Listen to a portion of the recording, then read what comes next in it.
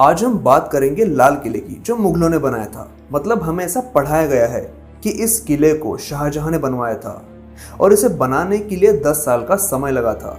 लेकिन यह सब झूठ है। इस किले को शाहजहां ने नहीं बल्कि किसी और ने बनवाया था और आदत से मजबूर शाहजहां ने इस किले में थोड़े बहुत बदलाव करके नया इतिहास लिख दिया, जो हम आज तक स्कूल में पढ़ते आए हैं। लेकिन इस बात के सबूत क्या है, ये जानने के लिए आपको ये वीडियो पूरा देखना होगा। तो कोई भी कमेंट करने से पहले वीडियो को पूरा जरूर देखिए। आज एक और नई चौंकाने वाली सच्चाई आप जानने वाले हैं। पहले हम बात करते हैं पुराने किले की, जो दिल्ली के मुख्य किलों में से एक था। कहा जाता है कि इस किले को हुमायूं ने बनवाया था और बाद में हुमायूं को हराने के बाद शेर शाह सूरी ने इस किले को नया रूप दिया। अब ये पुराने किले की पेंटिंग देखिए, जो उस समय की चित्रकार मोहम्मद अकबर अली खान ने बनवाई थी।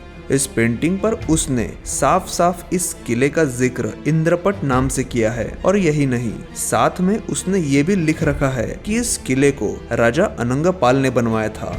हम सभी जानते हैं कि इंद्रप्रस्थ मतलब आज के दिल्ली का उल्लेख महाभारत में भी है और इस शहर के अस्तित्व का सबूत खुद इस चित्रकार ने भी दिया है। और साथ ही ये साबित भी किया है कि भारत में मौजूद वस्तुओं को हथिया कर उनमें थोड़े बहुत बदलाव करके झूठा इतिहास लिखना इन बाहर से आए आक्रमणकारियों का पसंदीदा खेल था। ठीक इसी तरह लाल किले को भी शाहजहां ने नहीं बनवाया था, बल्कि शाहजहां के जन्म से भी कई साल पहले इस किले को महाराज अनंगपाल तोमर द्वितीय ने बनवाया था। और इस बात का सबसे पहला और बड़ा सबूत है इस किले में लगा ये बोर्ड, जिस पर लिखा है कि शाहजहां, जिसने 1628 से लेकर 1658 तक शासन किया था, उसने इस किले को 1639 से लेकर 1638 तक मतलब 9 सालों के बीच बनवाया था। और अब ये पेंटिंग देखिए, जो शाहजहां के वक्त की है और आज लंदन के ऑक्सफोर्ड के बोडलेन लाइब्रेरी में सुरक्षित रखी हुई है। इस पेंटिंग में साफ तौर से ये बताया गया है कि शाहजहां के राजा बनने के बाद 1628 में जब एक पर्शियन दूत उनसे मिलने के लिए आया, तो शाहजहां ने उसका स्वागत लाल किले में ही किया था। इसका मतलब जिस साल शाहजहां राजा बना था, उस वक्त ये किला यहाँ मौजूद था और शाहजहां उसमें रहा करता था। तो फिर 1639 में इस किले का निर्माण शुरू होने की झूठी बात यहाँ क्यों लिखी है? अब कुछ लोग कमेंट में ये कहेंगे कि इस पेंटिंग के सच होने का क्या प्रमाण है, तो हमने उस पर भी रिसर्च किया और ये बात सामने आई कि लंदन की ये बोडलेन लाइब्रेरी यूरोप की सबसे पुरानी और बड़ी लाइब्रेरी में से एक है, जिसमें 1 करोड़ से भी ज्यादा ऐतिहासिक किताबें हैं। अब आप ही बताइए कि इस लाइब्रेरी में ऐसी कोई किताब या पेंटिंग रखने से पहले उसकी पूरी जांच करके ही रखी जाती होगी, तो इस पेंटिंग के झूठ होने का कोई सवाल ही पैदा नहीं होता।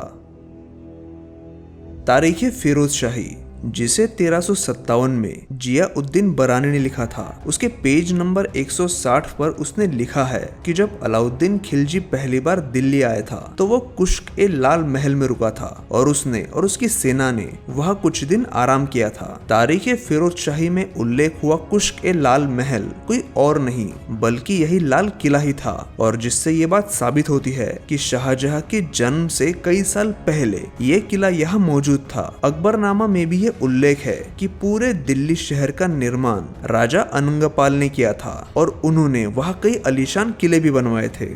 इस किले में शाहजहां ने कई बदलाव किए। वो हर कोशिश की जिससे इस किले से जुड़ा तोमर राजवंश का इतिहास मिट जाए, लेकिन कई जगह पर यह कोशिश नाकामयाब रही। इस किले में कई ऐसे चिन्ह मौजूद है जो इस किले के हिंदू विरासत के जीते जागते सबूत है। इस किले में बना ये चिन्ह देखिए, जिसमें 2 तलवारें और एक कलश दिखाया गया है, जो तोमर राजवंश की निशानी हुआ करता था। आज भी ऐसे चिन्हों का इस्तेमाल निशानी के तौर पर किया जाता है। इसी चिन्ह के ऊपर साफ साफ सूरज की आकृति बनाई देखी जा सकती है और ये हम सबको पता है कि सूर्य देवता की पूजा हिंदू धर्म में ही की जाती है और मुस्लिम लोग चांद की पूजा करते हैं। तो शाहजहां यहाँ पर सूरज की इतनी आकृतियां क्यों बनाता, जबकि सूरज का उनके धर्म में कोई विशेष स्थान नहीं है और ना ही कलश का।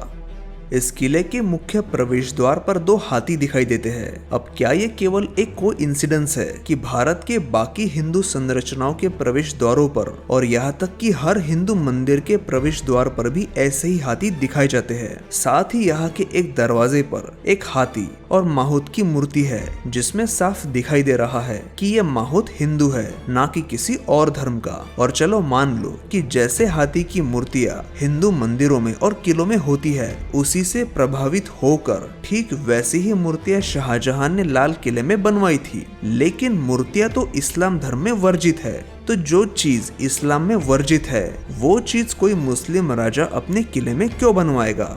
लाल किले में मौजूद मोती मस्जिद का ये प्रवेश द्वार देखिए। इस पर साफ तौर से एक कटोरे में 5 फल दिखाए गए हैं। और ये बात तो हम सबको पता है कि हिंदू संस्कृति के अनुसार पूजा के समय 5 फलों को अर्पण किया जाता है, और जबकि इस्लाम में कहीं पर भी फलों को मस्जिद में रखा नहीं जाता और ना ही फलों को इतना महत्व दिया जाता है कि उनकी तस्वीर मस्जिद की बाहरी दीवारों पर निकाली जाए। अब बात करते हैं सबसे आखिरी लेकिन एक मजबूत सबूत की। लाल किले की इस दरवाजे पर बने ये 2 फूल देखिए, और अब भारत के उन बाकी किलों के दरवाजे देखिए जो हिंदू राजाओं ने बनवाए थे। क्या आपको कोई समानता दिखाई देती है? लाल किले के दरवाजे पर भी उसी तरह फूल बनाया गया है जैसा कि बाकी दरवाजों पर। और तो और शनिवार वाड़े के प्रवेश द्वार के ऊपर बनी खिड़कियां देखिए। क्या आपको भी ये नहीं लगता कि लाल किले के प्रवेश द्वार पर भी ऐसी खिड़कियां हुआ करती थी, जिन्हें बाद में बुझाया गया ताकि इसके मूल रूप को थोड़ा बदला जा सके। लेकिन दीवार पर बनी इन फूलों की नक्काशियों को मिटाना मुश्किल होता है, इसीलिए इन फूलों को ऐसे ही रखा गया। बात सिर्फ लाल किले तक ही सीमित नहीं है।